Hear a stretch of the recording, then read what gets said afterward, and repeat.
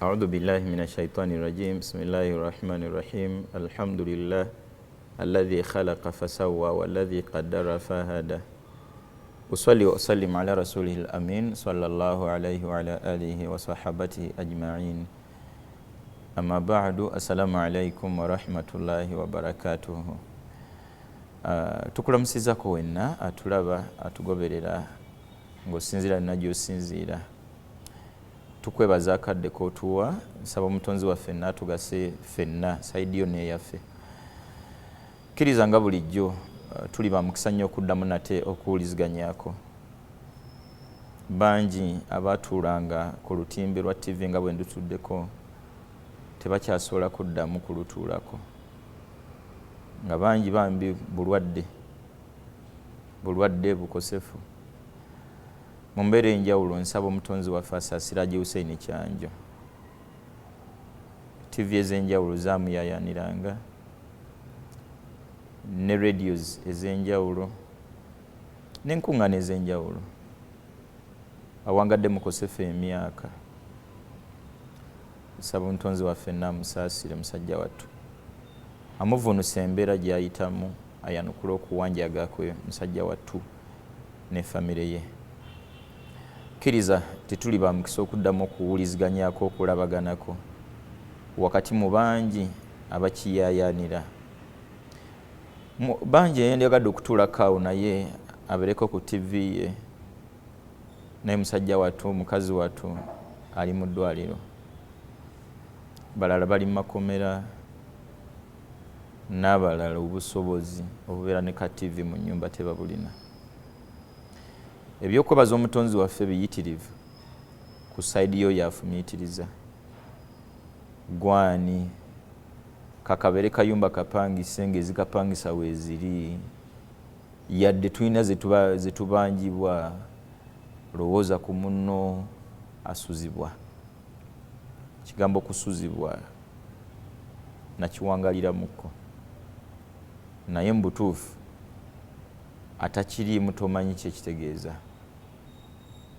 nnyabo ssebo yadde tuli bapangisa landiroodi twogera olulimi olukkakkamu naye atubeerere wa kisa landiroodi beera wa kisa naffe abapangisa tubeere bantu balamu bangi tuli bayaaye tuli balyake balyaza amaanyi muntu atuka okusenguka mu nnyumba ya munne kateni zinaazirekamu ng'ate ebintu yabiggyemu olowooza gy'olaga gye bamikisa bangi bye tukaaba olwaleero n'abaana baffe bye bayitamu bw'ogattagatta bikolwa byaffe fiizi z'amasomero nnyingi twajjanga tubuuka bubuusi babanja zineyo n'omujja n'omutwala awalala nayo ne babanja n'omujja n'omutwala awalala ajja kunoonya emirimu engatta eg'olubege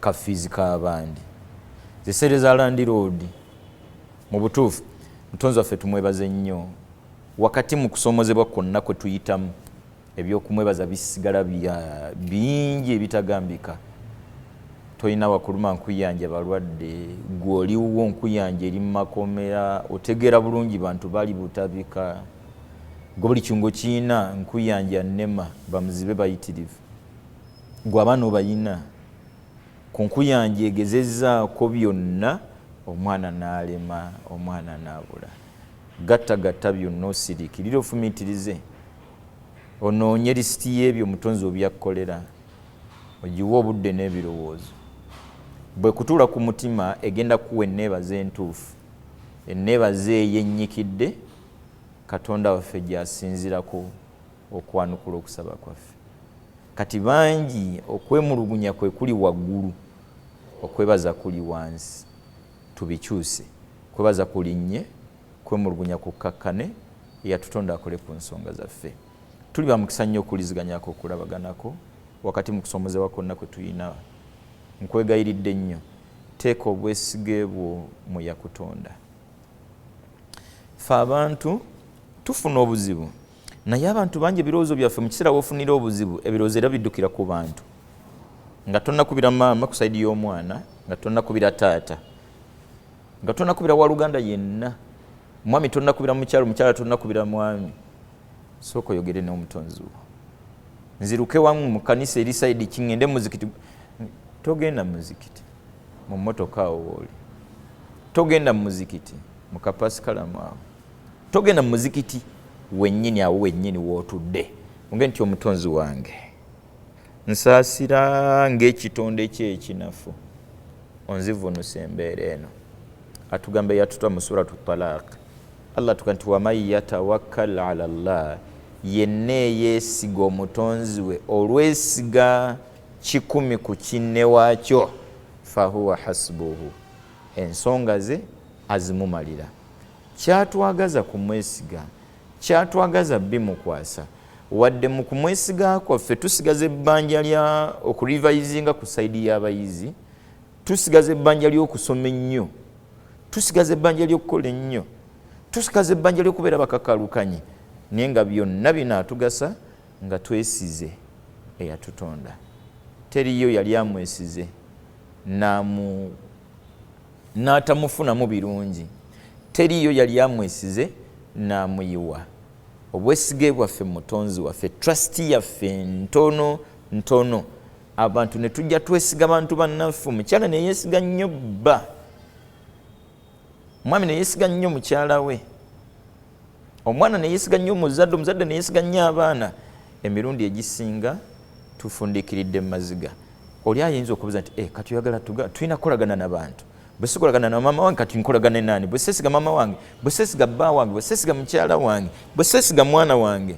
Byonna bituufu, bonna batuufu tubeesige, naye wansi wa mutonzi waffe. Kino ekigambo ky'okwesiga kisooke ku mutonzi waffe. Mutonzi omugamba nti neesiza omwami ono ku lulwo, nsaba omumpeera okubeera omwesigwa.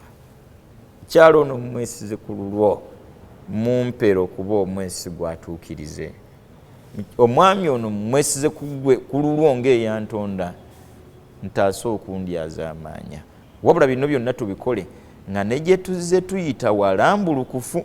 Otherwise bw'oba gy'ova maziga miranga na biwooba okuva mu bantu ab'enjawulo, naawe bozzookosa bozzoolyaza amaanya, abazze bakwesiga n'obakulupya automatically nga tonnakaaba bantu bazibu, bantu tebeesigika, teyandibadde isima, teyandibadde amuza, teyandibadde eryawoza ne mugongo gwo bwe wabaayo agamba naawe tewandibadde gwe, automatically gwe kanaaluzala w'embeera yonna.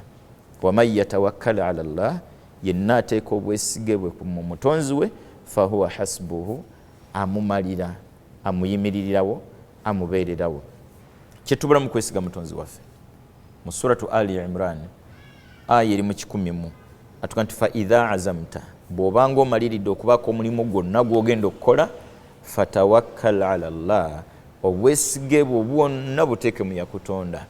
In yansurukumullah, ddala ddala omutonzi wo ng'akkiriza kutaasa, teeka okutaasa kwe mu mulimo gwo, mu bulamu bwo, mu zadde lyo, mu famire yo, mu byonna ebikola obulamu bwo. In yansurukumullahu fala ghaliba lakum, teriyo mbeera yonna eyinza tuwangula, eyinza tulemerera ddala ng'omutonzi waffe atadde okutaasa kwe mu bye tuyaayaana sseemu okutaasa kwe. Kino kitegeeza nti ekikyasibye emirimu gyaffe, ekikyatusibye mu mbeera embi, twesiga nnyo manager, twesiga nnyo secretary, twesiga nnyo treasurer, ne twerabira bonna beesigira wansi we yatutonda, abatukwasaganyize, abatuwera okubeera beesigwa, abatuwera okutuukiriza. Kigambo kwesiga yakutonda kirowoozeeko. Oyimiridde otya nakyo? Bino kigambo kwesiga mutonzi waffe kibuna buli muntu. Omuzadde, abaana tubaweerere wakati mu kwesiga yatutonda nti ajja baggusa. Abaana wakati mu kusoma kwabwe bonna beesiga nnyo yabatonda nti alibatuusa ku buwanguzi bwabwe. Omufumbo yeesiga nnyo yamutunda nti luliba olwo n'atuwa ezzadde ku saidi yaffe batannalifuna. Anoonya omwami weesiga omutonzi wo, anoonya omukyala weesiga omutonzi wo, noonya mulimu weetaaga kwesiga mutonzi wo, noonya kugaggawala weetaaga kwesiga mutonzi wo, noonya promotion weetaaga kwesiga yakutonda. Bwe wali obuwanguzi bwaffe teweerabira. Ateekateeka enteekateeka ze mu nteekateeka ye yekka. Asobola okusitula ataasoma, yadde asobola okusitula eyasoma. agaggawaza omuntu ali awo atyo n'aleka gumulaba nga asaanidde. Era bangi mu buwangazi bwaffe kino ekigambo tutera kiwulira n'abamu tutera kyogera. Gundi alina ssente tozimuwa, ye mutonzi waffe. Eno statement eraga nti abantu baba kubanga be bawa ssente waliwo be batandizwadde. Alina omukyala tomumuwa, alina omwami tomumuwa, alina amaka togamuwa. Kitegeeza nti tukakase nti omutonzi waffe kayeesigaliza okugaba byagaba. Abantu bangi balaba nga bye tuyina tetubisaanidde, avuga emmotoka togimuwa. Mbutuufu temugituwa, maka temugatuwa, kubeera temujja gatuwa. Twesige nnyo omutonzi waffe ku byonna. Mu kusoma kwo yogeranga n'omutonzi wo. Ku sayidi yo gwe ng'Omuyisiraamu swala zo zibeere 5. Sayidi yo gwe ng'Omuyisiraamu weeteekemu omutima ogusaba. Omutonzi wo olusaba nga gw'osaba omwesiga wakati mukakasa nti byonna by'omusaba birina, ate ng'okubikuwa tabiina mu lusozi. Teweerabira nti omutonzi waffe obugagga bwaliko bugagga obutalina bwetaavu mu bya bugagga. Bwe tuba bakunoonyaayo ani gw'oyinza okwogerako ekigambo ekyo ali ogwo, ye yekka mutonzi waffe. Ye mugagga yekka atalina bwetaavu mu bya bugagga. Kyova olaba ebyobugagga byayina biyina ku lulwo, abiyina ku lwa bwetaavu bwo, tabiinaamu bwetaavu bwonna. Yensonga lwaki talina poloti yonna gye yali aguziza muntu yenna. Ye bannanga abakuba bwakutusolooza, abakuba na bwetaavu ajja atusolooze. Sere ez'okwogera, ez'okuwulira, ez'okuwunyiriza, ez'okulaba, ez'okgaaya, ez'okumira, ez'okukuba emmere, ez'okugifulumya, ez'okutambula, musaayi twogere yandisoloozezza kinaaleka ki. Ebigambo byange bino wano we tuli bikulaga bugagga bwa mutonzi wo obuli ku levo eteetaaga kya bugagga kyonna, wabula byonna birina ku sayidi yo y'anaamwesiga nti yabirina n'abimusaba olusaba olukkiriza nti omutonzi waffe mbutuufu bw'oba ompadde maka tolina kyokenderako, ngera ne bw'oba otugampadde era bwe tolina kikweyongerako. Oli mugagga talina bwetaavu mu bya bugagga, nga byonna byolina obirina ku lwa bwetaavu bwaffe. Nsumululira ekigambo kino kinkuttemu, nsumululira obugagga nange ndi mwetaavu. Anaasaba ayanukulwe yasabye gwasabye nga ddala amwesiga amukakasa, amwesigira ddala. Tuli banafu mu kwesiga omutonzi waffe ne tutuuka ku levo ezaalambwa abaana babiri mu nze be ngenda okusobola. Omuntu yenna atulaba gwe ngenda bayo kulaga nti olinayo omuwendo gw'abaana bojja okusobola. Kigambo ekiraga ntegeera ekakasa nti gwe omutonzi wo tomwesiga.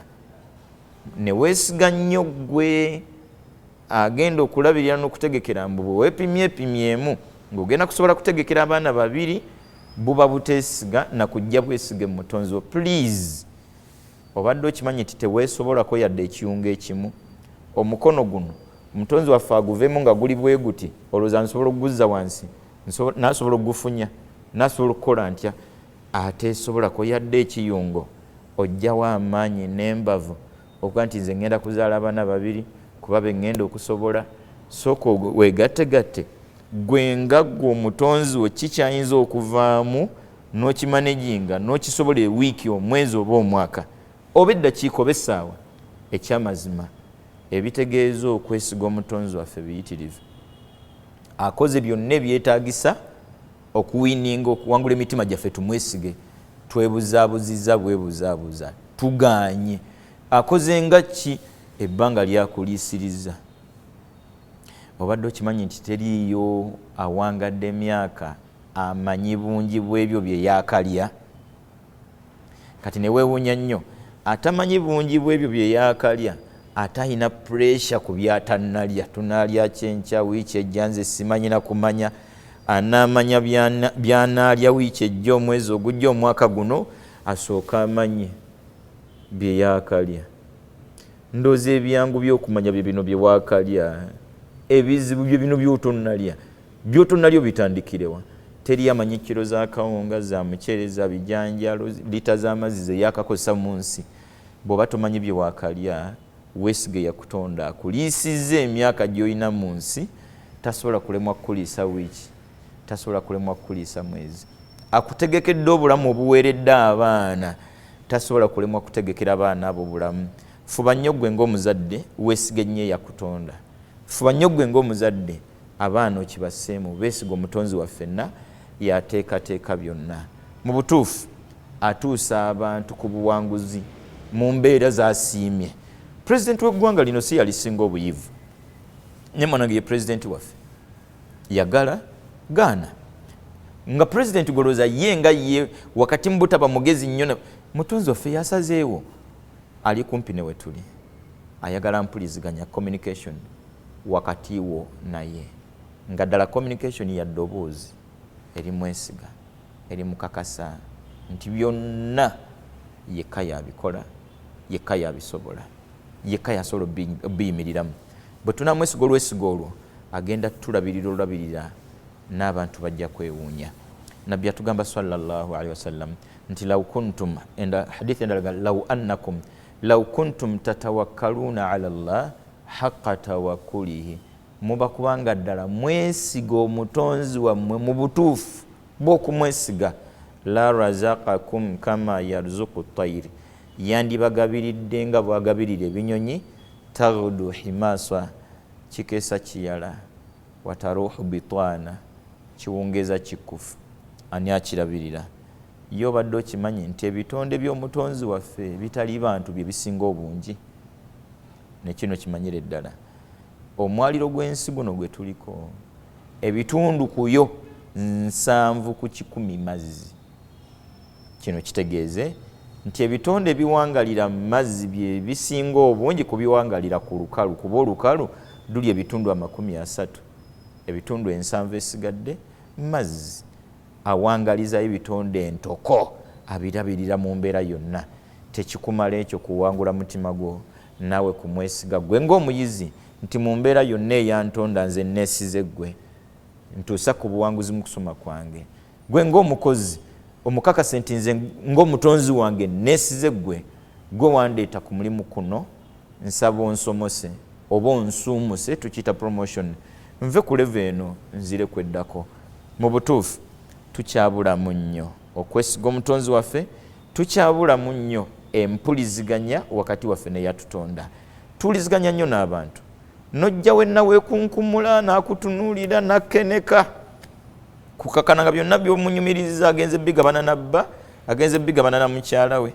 Bantu bali bubi bannange, tubadde tunnyukaawo nga diriisa ono bannange, nja kukunyumiza kamala okunaaba noli nasigaza ka pressure nga bamaze okunaba wabadde olina byotandiseeko, ne bakulirako ekyeggulo, ne bakulirako breakfast. Be bantu gw'olina okugabana naye ekyama kye kisembayo ku ntobo y'omutima gwe alina kuba mutonzi wo. N'oluvannyuma obwesiga obwo bw'omutaddemu yagenda okusembereza abantu abalungi, b'osobola okugabana nabo ebyama byo oba ensonga zo. Kigambo kwesiga mutonzi waffe kya bbeeyi. Tufuluma emirundi mingi awaka nga abamu tetusomye edduwa. Obadde okimanyi nti omusiraamu yenzikiriza yokka nze gye mmanyi eyalambika buli kanyomero ka bulamu, nga buli kyokola olina ebigambo by'oteekwa okusomerawo, buli kyokola olina ebigambo by'oteekwa okwogererawo, nga ebigambo ebyo mpuliziganya wakati wo n'eyakutonda mu kiseera ky'okoleramu ekyo. Tulina ebigambo bye tusoma nga twambala, tulina ebigambo bye tusoma nga tweyambula, tulina ebigambo bye tusoma nga tuva awaka. Waliwo empuliziganya wakati wo n'omutonzi wo wakadde eka. Waliwo empuliziganya wakati wo n'omutonzi wo ng'otandika okulya. Waliwo empuliziganya wakati wo n'omutonzi wo ng'omaliriza okulya. Enkuba etonnya, waliwo ebigambo byawo. Gululi bw'atuse, waliwo ebigambo byawo. Enkuba ekedde, waliwo ebyawo. Ayambadde ekipya ngatto, sitokisi, saati, sweta, jaketi, mpale. Ekikulu nti kiwambadde ekipya, kanzu, saawa, mpeta. Waliwo ebigambo byawo nga bitunulidde ekipya kino. Munnange nanywedde obunywe ku mata, alina ebigambo eby'enjawulo mu mbeera ey'okwebaza omutonzi we. Ate oba n'atunuddeko mu ndabirwamu bwe yeetunulira bw'ati, naye alina ebigambo bye. Mu layini eno olina ebigambo by'oteekwa okusoma ng'ofuluma awaka. Yo obadde okimanyi nti olina okuba omwegendereza eka ng'ofulumayo omulyango awaawo kugulu kikwosooseza ebweru. Bwe tuba tufulumayo tugenda ku mulimu, okugulu okuteekwa okusooka ebweru kulina kuba kwa kkono. bwe tuba tukomyewo awaka okugulu okulina okusooka mu nnyumba kulina kuba kwa ddyo. Kati wano mu kufuluma awaka bino bye bigambo byawo: bisimillah, nfuluma mu nnyumba yange eno gye mpangisa ku nteekateeka za mutonzi wange. Yateeseteese olufuluma lwange luno nga bw'ateeseteese obutafuluma bw'aba tagenda kufuluma. Tawakkaltu ala Allah, obwesige bwange bwonna mu lunaku lwange mbutadde mu mutonzi wange Allah. Anti la hawla, tewali wanyina busobozi kukyusa mbeera yonna, wala quwwa, nga bwe watali w'amaanyi ku nsonga yonna, illa billah, okuggyako ali omu ye mutonzi wa bitonde byonna. Olaba ebigambo bino nga tufuluma awaka bwe tusaana okubeera abeegendereza tubyogere nga kusaidi yaffe ababimanyi, nga ddala biva ku ntobo ya mutima gwaffe, nga ddala gwe tubyogerako tumwesiga olwesiga era oluli mu layini eyo, nga tukakasa nti yasiimye n'olwaleero tugende mu kibuga. Yajja okusiima era tukomewo. Kyanaasiima atugabirire katukinone, era tujja kuba basimu n'ekyo kyanaaba asiimye okutuwa. Okwesiga omutonzi waffe kuli wansi ebitagambika. Twogera bino byennyini ng'omuntu awulira ensi yonna agyetisse.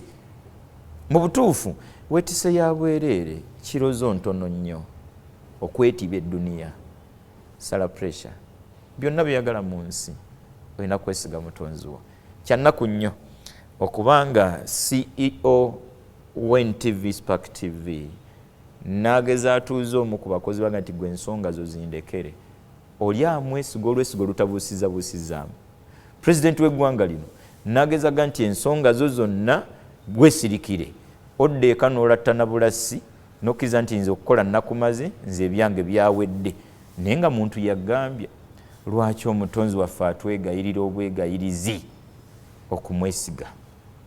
Kikyatayina ng'akasi konna kake kaataasikira busikizi, kaataaweebwa buweebwa, kaataawolwa buwolwa, kake ke yeetondera.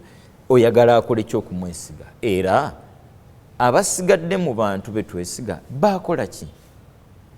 Ebigambo byaffe bino weerivayizinge, ozzeeyo obwesige bwo mu challenges, mu kusomoza kwonna kw'oyitamu. Teeka obwesige bwo mu yakutonda. Gw'oba okabira amaziga gabasigadde bayaayo, jjagga kabo gasangule ng'oli bwakusirisa, kumbe munda keneka. Akaabamu ki? Adde mbannaawe zeyeekabiza obuziga bw'ekirogo ne mutunuulira. Musajja tugwe obwedde omanyi gw'onnyonnyola munno, omukyalo okabira bbaawo, omukabira byonna by'oyitamu, kumbe ate alina omwana omuwala gwayogereza. Omwami onnyonnyola mukyala we ennaku yo, kumbe alinayo omwami omulala gwasinda naye omukwano. Twogere nani mu nsi?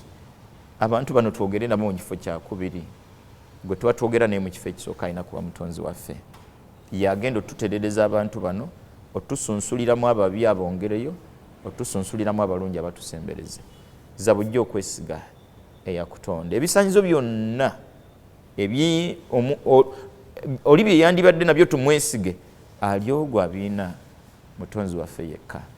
Kkiriza tukwerekereze wakati mu bulumi, tusaba omutonzi waffe n'atuwa okumwesiga. Mu butuufu ye yeesigika yekka. Abasigadde mu butuufu ne bwaba mwesigwa nga byonna bikoze bulungi, era ajja kutuuka ekiseera afe. Kati bw'alifa tusigazaani? Omwesigwa gwe tulina okwesiga yekka nga walubeerera. Mutonzi wo, mutonzi wange. Tumwesige, abaana bo tubazaale. Tumwesige tugende tukole. Tumwesige abaana tubaweerere. Abaana bamwesige basome, tugenda kuwangala bulungi. Wansi wa kwesiga nnyini nsi, nnyini nteekateeka zonna. Kkiriza tuddemu tusinkana omulundi ogujja. Insha Allahu tabaraka wa taala. Katwebaza ekitongole ky'NTV mu mbeera ey'enjawulo olw'omukisa guno. Saba omutonzi waffenna nabo batusasulire empeera esinga okuba ennungi. Subhana rabbika rabbil izzati amma yasifun wa salamun ala al-mursalin walhamdulillahi rabbil alamin. Wassalamu alaikum wa rahmatullahi wa barakatuh.